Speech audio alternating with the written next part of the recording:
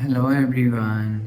In this video I will show you how to fix camera opens randomly on Samsung Galaxy A57. Let's start the video. If you want to fix this problem, so first of all go to app library.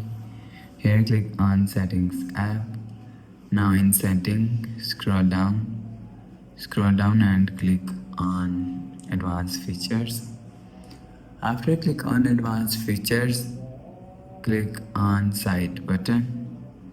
After click on side button, you will see click on double press and you will see camera is here. If you want to fix this problem, so select other feature, touch torch, magnifier, voice recording and Samsung notes and Samsung capture mods and routines and the apps.